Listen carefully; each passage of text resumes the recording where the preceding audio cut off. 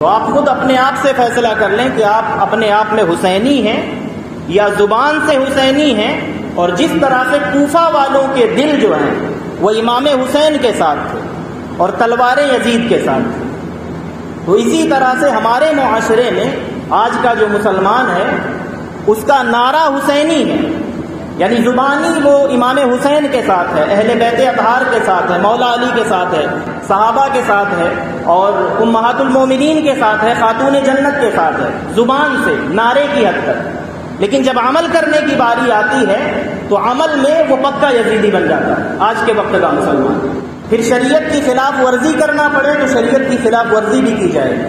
ہر آدمی خود فیصلہ کر سکتا ہے کہ میرا جو عمل ہے، طرز حیات، طرز زندگی، وہ میری زندگی امام حسین کی زندگی کے مطابق ہے، یعنی میں صحیح معنوں میں عملاً اعتقاداً حسینی ہوں یا نہیں ہوں، یہ فیصلہ خود کرتے رہے۔ لیکن مجھے صرف نماز اور سجدے سے غرض ہے کہ جو امام حسین کا آخری عمل تھا اس دنیا سے جاتے وقت، تو کیا ضرورت تھی امام حسین کو کہ ایسی حالت میں، یعنی جہاں تلوار سر پر لٹک رہی ہو اور تیر برس رہے ہوں اور نیزے سینوں میں پیوست ہونے کے لیے تیار ہوں، آمادہ ہوں، ایسی صورت میں، ایسی حالت میں، ایسی گھڑی میں بھی امام حسین نے نماز کو ترک نہیں کیا ہے۔ اور ترک تو دور کی بات ہے، ترک کہتے ہیں چھوڑ دینے کو، ترک کرنے کا کوئی تصور ہی نہیں ہوتا۔ نماز میں تاخیر بھی نہیں کی ہے امام حسین نے، یعنی اسے ڈیلے نہیں کیا ہے کہ چلو تھوڑا جب تک یہ جنگ جاری ہے تو ابھی اس کو تھوڑا سا ڈیلے کر دیتے ہیں، جنگ کے بعد اگر زندگی رہی تو نماز پڑھیں گے، اور اگر شہادت ہو گئی تب تو پھر اللہ کی بارگاہ میں حاضر ہو جائیں گے۔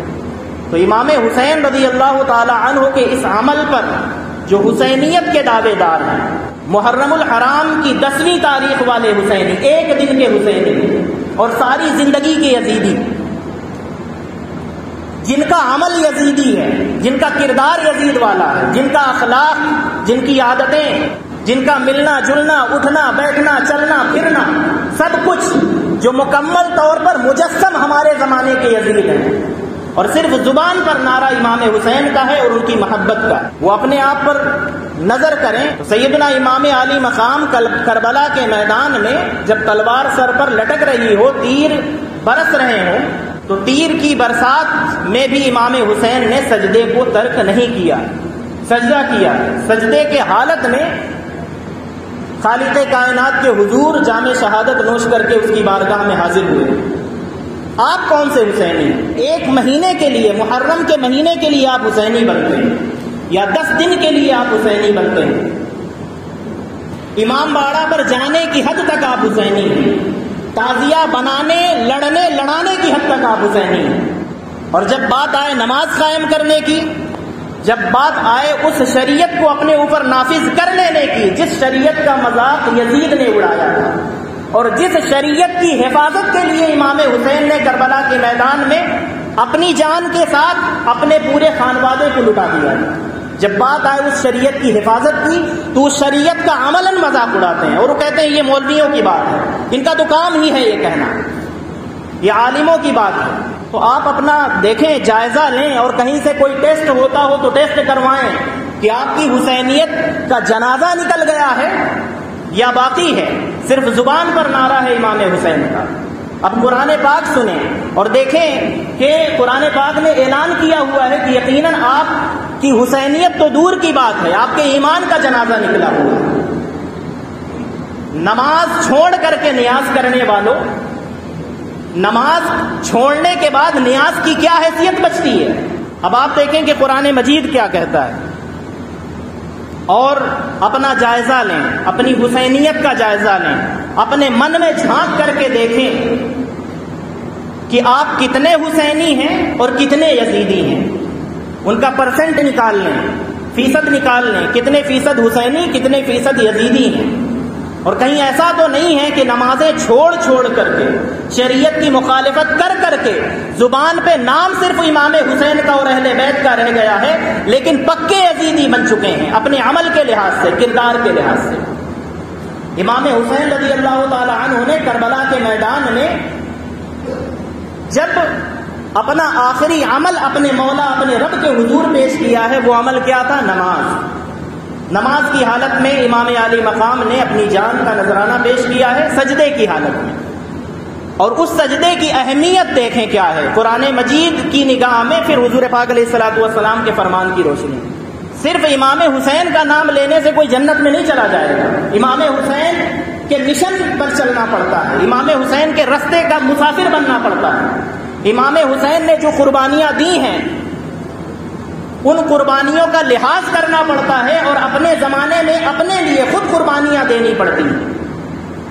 جب آپ اپنی نیند کی قربانی نہیں دے سکتے فجر کے وقت، آرام سے سکون سے بیٹھے ہوئے عشاء کے وقت، مغرب کے وقت، ظہر کے وقت، عصر کے وقت اپنے وقت کی قربانی آپ نہیں دے سکتے، تو آپ کیسے حسینی؟ اب دیکھیں کہ نماز چھوڑنے والوں اور نیاز کروانے والوں، لنگر کر لینے والوں، اب چیک کرو تم کتنے حسینی ہو۔ یہ سورہ روم ہے، اور سورہ روم کی آیت نمبر 31 ہے، 31 ہے۔ دیکھو قرآن مجید نے کیا فتویٰ صادر کیا ہے، اور اللہ رب العزت نے کیا حکم لگایا ہے۔ یہ مولویوں کی باتیں نہیں ہیں، اتنے بھی نادان نہ بنو کہ جس طرح سے کبوتر بلی کو دیکھ کر کے اگر آنکھ بند کر لے اور وہ یہ سوچے کہ نہیں یہاں بلی نہیں ہے تو بلی اسے چھوڑ نہیں دیتی، اس کا شکار کرتی ہے، اسی طرح سے اگر آپ کو اللہ تعالیٰ نے عقل دی ہے، سمجھ ہے آپ کے پاس، اس کے باوجود آپ اپنی عقل کا استعمال کیے بغیر کہے سب ٹھیک ہے، تو سب کچھ ٹھیک نہیں ہونا، کچھ بھی ٹھیک نہیں ہونا ہے۔ دنیا میں جو ذلت ہے یہ ذلت اسی طرح سے مسلط رہے گی۔ آپ تو تباہ ہیں ہی، آپ کو دیکھا دیکھی آپ کی نسلیں تباہ ہوں گی، اور مرنے کے بعد آخرت تو آلریڈی تباہ ہے۔ دیکھیں اللہ رب العزت ارشاد فرماتا ہے، یہ وہ حکم تھا، یہ پیغام تھا جو کربلا کے میدان میں امام حسین نے دیا تھا، اقیموا الصلاۃ، سب کے سب نماز قائم کرو۔ نماز پڑھو نہیں صرف ایک وقت پڑھ لیا، کسی کو آسانی ہے فجر میں آنے کی، کسی کو ظہر میں، عصر میں، مغرب میں، عشاء میں، جس کو جب ٹائم ملتا ہے وہ والی پڑھتا ہے، باقی چھوڑ دیتا ہے۔ نہیں، اقیموا الصلاۃ، نماز قائم کرو، پڑھو نہیں، قائم کرو ہمیشہ کے لیے۔ اس کے بعد ولا تکونوا من المشرکین، یہ کہنے کی کیا ضرورت تھی؟ نماز قائم کرو اور دیکھو مشرکوں میں سے نہ ہو جانا۔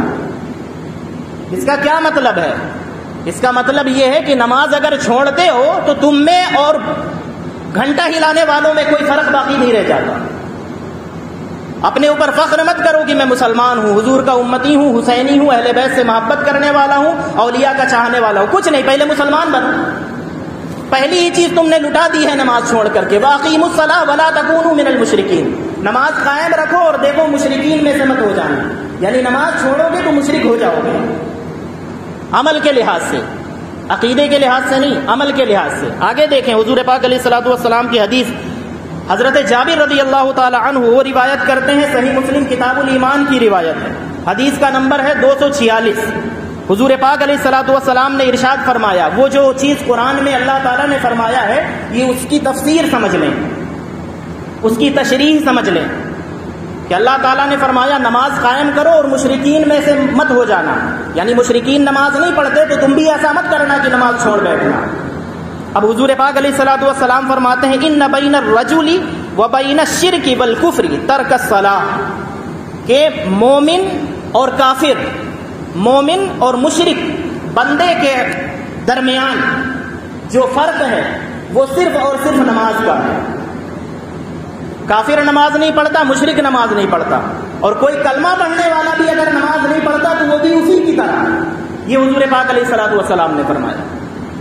یہ شہادت گہے الفت میں قدم رکھنا ہے۔ لوگ سمجھتے ہیں آسان ہے مسلمان ہونا، نعرہ لگا کر کے تم حسینی ہو جاؤ گے، تعزیہ بنا کر کے حسینی ہو جاؤ گے، 10 دن لڑ کر کے آپس میں مر کر کے حسینی بنو گے، مسجدیں خالی ہیں، مسجدیں ویران ہیں، اور تم حسینی ہو، تم لنگر کر کے حسینی بن جاؤ گے، اور لنگر کے لیے آگے بڑھ چڑھ کر کے چندہ دے دینے سے حسینی ہو جاؤ گے، اور کسی مولوی نے تمہیں چڑھا دیا، دعا دے دی کہ ہاں ان صاحب نے بہت پیسہ دے دیا ہے تو تم حسینی ہو جاؤ گے، لنگر کر کے، نیاز کر کے، نماز چھوڑ کر کے حسینی ہو جاؤ گے۔ ذرا سا عقل اللہ تعالیٰ نے تو بہت دی ہے، لیکن تھوڑا سا بھی استعمال کر لو تو شاید ہوش آ جائے۔ امام حسین کی محبت کیا ہے؟ سجدہ اگر نہیں کرتے تو کیسے حسینی ہو؟ جس نماز کو بچانے کے لیے امام حسین نے کربلا میں پورا گھر لٹا دیا، اگر تم اس نماز کی طرف آتے نہیں ہو تو کیسے حسینی ہو؟ تمہاری حسینیت کا جنازہ نکل چکا ہے، لاش دھوتے رہو نیاز کی اور لنگر کی۔ اور یہ نیاز، یہ لنگر جو نماز چھوڑ کر کے نیاز ہو، یہ حشر کے میدان میں، قبر میں، یہ نہ یہاں کام آنے والے ہیں نہ وہاں کام آنے والے ہیں۔ اپنی مرضی کا بندے مومن کو یہ اختیار اللہ تعالیٰ نے نہیں دیا ہے کہ وہ جو چاہے کرے جو چاہے نہ کرے، نہیں، آپ کو وہ کرنا ہے۔ مومن کا مطلب یہ ہوتا ہے کہ گردن جھکا دینا اللہ کے حضور۔ اب رب جو چاہتا ہے اس رب کو مان لیا ہے، تو اب جو وہ چاہتا ہے وہی بندے مومن کرے گا، یہ ہے مومن کا معنی۔ تو حضور پاک علیہ الصلوۃ والسلام نے تو معنی بالکل صاف کر دیا، کلیئر کر دیا، اور آپ اس کو برداشت کریں اور گھوٹ پیئیں، زہر کا گھوٹ ہے یہ۔ یا تو اپنی زندگی جو گزر چکی ہے اس کے خلاف اس کے مطابق جینا سیکھ لیں، اور یا تو پھر اگر اسی روش پر رہنا ہے تو پھر اہل بیت کی محبت کا، امام حسین کی محبت کا، اور حضور پاک علیہ الصلوۃ والسلام کی محبت کا، اولیاء اور صالحین کی محبت کا نعرہ لگانا چھوڑ دیں، کیونکہ یہ نعرہ آپ کے کسی کام آنے والا نہیں۔ نماز کو ترک کرنے والا، چھوڑنے والا قرآن کی نظر میں وہ کافروں کی طرح ہے، مشرکوں کی طرح ہے۔ یہ نماز اتنی کوئی ہلکی چیز نہیں ہے کہ تم 4 قل پڑھوا کر کے، فاتحہ کروا کر کے مسلمان ہو جاؤ گے، حسینی ہو جاؤ گے۔ امام حسین کو تمہارے اس طرح کی نیاز، جو نیاز نماز چھوڑ کر کے دی جا رہی ہو، امام حسین کو اس کی کوئی ضرورت نہیں ہے۔ اور جو ابھی لنگر ہوگا ربیع الاول میں، اگر اس نبی کی آنکھوں کی ٹھنڈک جو نماز ہے، اس نماز کو اگر نہیں اپناتے تو پھر ضرورت نہیں ہے وہ 1 لاکھ 2 لاکھ 3 لاکھ روپے خرچ کرنے کی، اس پیسے کو بچاؤ۔ اور اللہ رب العزت نے یہی لہجہ اپنایا ہے، اس نے کہ سیدھے سے یا تو نماز پڑھو، نماز قائم کرو، اور اگر نماز قائم نہیں کرتے تو اس نے میٹھی میٹھی باتیں نہ اللہ نے کی نہ اللہ کے رسول نے کی، سیدھا حکم ارشاد فرمایا کہ اگر نماز کو ترک کرتے ہو تو تمہاری صف جو ہے، تمہاری جگہ وہ ہے، وہ مومنین کی صفوں میں نہیں ہے، جاؤ یا تو منافقین کے صف میں شامل ہو جاؤ یا کافروں یا مشرکوں میں شامل ہو جاؤ۔ تو حسینی بننا ہے تو سب سے پہلی چیز، پہلا جو اسٹیپ ہے وہ ہے نماز، اور اگر نماز کو ترک کر کے حسینی بنتے ہو تو یہ اللہ کی بارگاہ میں قبول ہی نہیں۔ امام حسین کے اس آخری سجدے کا لحاظ کرو اور شرم کرو، اگر شرم باقی ہے کچھ تو، کہ امام حسین سجدے کی حالت میں سر کٹائیں اور تم اس دن بھی نماز نہ پڑھو۔ اب 1-2 مسئلے کو میں واضح کر دوں۔ 2 چیزیں جو عاشورے کے دن کی جاتی ہیں، دعائے عاشورہ اور نماز عاشورہ۔ ہمیشہ کے لیے کسی بھی نفل عمل کے لیے یہ قاعدہ یاد رکھ لیں کہ جب تک بندہ اپنے فرائض کو پورا نہیں کرتا، اس کے جو نوافل ہیں وہ اللہ کی بارگاہ میں مقبول نہیں ہو سکتے۔ یہ قاعدہ ہے شریعت کا۔ آپ فجر کی نماز نہ پڑھیں اسی دن، میں صرف 1 دن کی بات کر رہا ہوں، 10 محرم الحرام کا، فجر میں غائب، ظہر میں آ جائیں گے اس لیے کہ اس میں نوافل پڑھائی جاتی ہیں، پھر عصر میں غائب، پھر مغرب میں غائب، اور اسی دن پھر عشاء میں غائب۔ تو جب آپ نے فرض چھوڑ رکھی ہے تو آپ کی نفل اللہ تعالیٰ قبول کہاں کرتا ہے؟ اور اگر قبول ہوتی ہے تو کروا کے دکھاؤ۔ کسی دن آؤ کسی نماز میں، مغرب کی نماز میں آ جاؤ، اور 3 رکعت جو فرض ہیں ان فرضوں کو چھوڑ کر کے صرف بعد کی نفل پڑھ کر کے چلے جاؤ اور اللہ کی بارگاہ میں بتاؤ کہ وہ قبول ہوئی ہیں۔ پہلے فرض، اس کے بعد سنتیں، پھر نوافل۔ اور دوسری چیز، یہ دونوں جو چیزیں پڑھی جاتی ہیں، ان چیزوں کا کوئی بھی ثبوت، یہ چیزیں جو ثابت ہوں گی فضائل کے لحاظ سے، وہ کس سے ثابت ہوں گی؟ اللہ کے رسول سے ثابت ہوں گی، اور کسی سے ثابت نہیں ہوگی۔ دعائے عاشورہ جو پڑھی جاتی ہے اس کی نسبت کی جاتی ہے حضرت امام زین العابدین کی طرف، حوالہ کچھ نہیں۔ آپ یاد رکھیں کہ کوئی حدیث بھی قبول نہیں کی جاتی جب تک اس کی سند نہ ہو، چین نہ ہو۔ وہ چین کیا ہوتی ہے کہ صحابی کہے میں نے رسول اللہ سے سنا، پھر تابعی کہے میں نے فلاں صحابی سے سنا، اس طرح سے یہ کرتے کرتے کسی محدث تک، جیسے امام بخاری یا مسلم تک آئی ہو، اور وہ اپنے سے لے کر رسول اللہ تک سند گنائیں کہ انہوں نے ان سے سنا، انہوں نے ان سے سنا، انہوں نے ان سے سنا، اور پھر جا کر کے وہ حدیث جو ہے وہ صحیح ہوتی ہے۔ تو اگر سند نہ ہو تو حدیث کی اہمیت نہیں رہ جاتی ہے، اسے ریجیکٹ کر دیا جاتا ہے کہ پتہ نہیں صحیح ہے کہ غلط۔ تو جب اس دعا کی کوئی سند نہیں ہے اور آپ یہ فضائل اس کے سمجھ بیٹھے ہیں کہ اس کو سننے سے آپ کی زندگی بچ جائے گی، زندگی نہیں بچنے والی، اور زندگی کے کسی کی بھی زندگی کا کوئی بھروسہ نہیں ہے۔ یہ بات ہے کہ وہ دعا اچھی ہے، اس کے الفاظ اچھے ہیں، اس دعا میں وسیلہ جو دیا گیا ہے وہ بڑے معتبر لوگوں کا دیا گیا ہے، انبیاء کا، صالحین کا، حضور کے صحابہ اور اہل بیت کا۔ اس لحاظ سے وہ دعا صرف برکت کے لیے پڑھی جا سکتی ہے۔ اگر آپ یہ سمجھتے ہیں کہ اس سے آپ کی عمر بڑھ جاتی ہے تو ایسا کچھ نہیں ہونے والا، یہ یاد رکھ لیں۔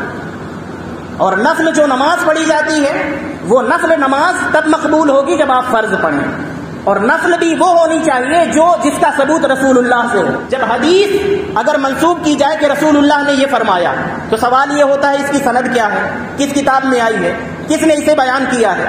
جب اس کی ساری تفتیش اور چھان بین ہو جاتی ہے تب مانا جاتا ہے کہ یہ حدیث ہے، حضور کا فرمان ہے۔ تو جب حدیث اور رسول کے فرمان میں اتنی جانچ پرکھ ہے تو پھر کسی بھی بزرگ کی طرف اگر منسوب کر دیا کہ فلاں بزرگ پڑھتے تھے تو پڑھنے دو نا۔ رسول اللہ صلی اللہ تعالیٰ علیہ وسلم نے جو نمازیں تم پر فرض کر کے دی ہیں پہلے ان نمازوں کو پڑھو، انہیں چھوڑ کر کے تم نفل پڑھ کر کے اپنی نجات چاہو گے اور تمہاری عمر میں برکت ہو جائے گی۔ فجر چھوڑ کر، ظہر چھوڑ کر، عصر، مغرب، عشاء چھوڑ کر 3 رکعت 6 رکعت وہ نمازیں آپ پڑھیں گے، عمر میں اضافے کے لیے، رزق میں اضافے کے لیے کچھ نہیں ملنے والا۔ پہلے فرض، اس کے بعد یہ ترتیب ہے۔ اور دین کا جتنا کھلواڑ ہو چکا اتنا ہی کافی ہے، اس سے زیادہ دین کا کھلواڑ ہونے سے بچائیں، خود کو بچائیں، اور اس طرح کے چسکے والی چیزیں سننے کی اپنے آپ کی عادت نہ ڈالیں، اور سجدے کا اہتمام کریں۔ بس آپ سے اتنی گزارش ہے کہ بندے مومن کہتے ہیں بس مان لینے والے، تو بس مان لیں اللہ تعالیٰ کی، کسی کی نہیں ماننا تو اللہ کی مان لیں، اللہ کے رسول کی مان لیں۔ اور امام حسین سے، کربلا والوں سے اگر سچی محبت ہے تو صرف 10 محرم الحرام کا انتظار نہ کریں۔ تو جو شریعت نے آپ کو طور طریقہ بتلا دیا ہے وہ کسی سے بھی پوشیدہ اور مخفی نہیں ہے، ان طریقوں پر چلیں، ان راستوں پر چلیں۔ اللہ رب العزت کی بارگاہ میں یہ دعا ہے کہ مولا کریم حضور پاک علیہ الصلوۃ والسلام کے اہل بیت اطہار، حضور کے صحابہ کرام، ان کے نقش قدم پر ہم سب کو چلنے کی توفیق عطا فرمائے۔ وما توفیق الا باللہ، وآخر دعوانا الحمد للہ رب العالمین، والسلام علیکم ورحمۃ اللہ وبرکاتہ۔